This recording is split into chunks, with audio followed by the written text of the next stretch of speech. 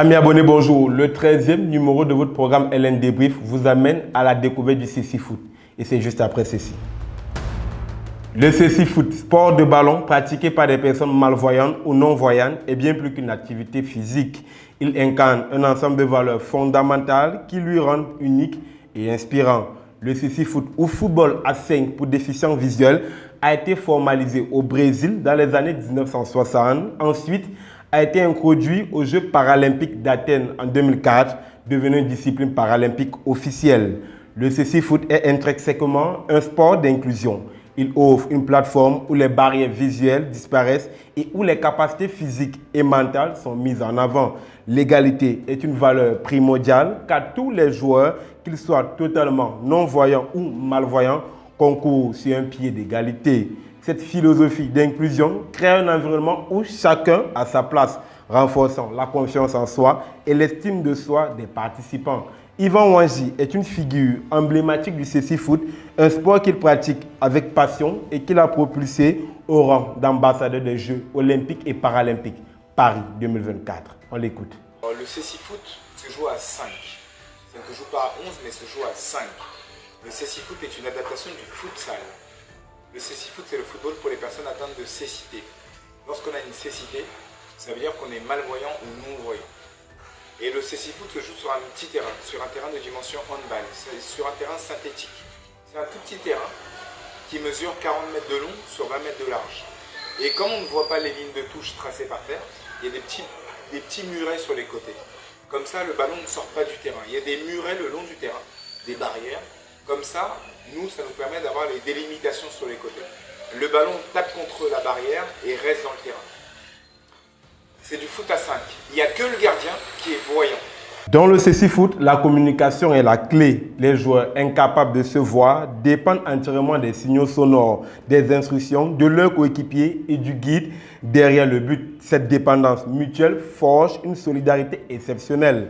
La confiance est une valeur essentielle. Chaque joueur doit avoir une confiance absolue en son coéquipier et vice-versa. Le travail d'équipe n'est pas seulement une stratégie, c'est une nécessité vitale qui solide les liens entre les membres de l'équipe. Le CC Foot est un sport exigeant qui demande une persévérance inébranlable. Les joueurs sont confrontés à des défis uniques, de la nécessité de s'orienter sur le terrain à la maîtrise des techniques de frappe très spécifiques.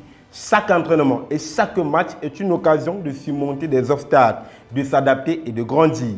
Cette résilience n'est pas seulement physique, mais aussi mentale. Et elle se reflète dans la vie quotidienne des joueurs qui apprennent à relever des défis avec courage et détermination. On doit marquer, il y a quelqu'un qui voit. Derrière le but, on doit attaquer. Il y a quelqu'un qui voit. C'est le guide de l'équipe. Comme ça, quand il parle, on l'entend et on visualise le but. Le respect est une valeur cardinale dans le CC Foot. Il se manifeste non seulement envers les coéquipiers, mais aussi envers les adversaires, les arbitres et bénévoles. Le jeu est basé sur le fair play et l'équité, où le talent et l'effort sont reconnus, indépendamment de toute autre considération. Les règles de jeu, elles, sont conçues pour assurer la sécurité et l'égalité, et elles sont scrupuleusement respectées. Cet esprit sportif contribue à créer un environnement sain et positif pour tous les participants. De jouer ensemble, on sait où sont les partenaires. Et parce qu'on travaille des schémas de jeu pendant les entraînements. Il faut vraiment retenir que ce n'est pas parce qu'on ne voit pas qu'on ne sait pas où sont les autres. On ne sait pas où ils sont parce qu'on ne les voit pas, mais par contre on les entend. Donc quand on joue, il y a beaucoup de paroles, beaucoup de dialogues. J'y vais, donc c'est-à-dire que je vais au ballon. C'est-à-dire que j'ai la balle. Perdu, c'est-à-dire que je n'ai plus le ballon. Donc on va s'organiser défensivement. Donc il y a des schémas de jeu sur le terrain. Quand on attaque, quand on défend, quand on se fait des passes. En fait, on communique beaucoup sur le terrain. Et pour éviter qu'on se rentre dedans, comme on ne se voit pas, il y a des codes. On parle sur le terrain pour éviter de se rentrer dedans, pour éviter de se faire mal.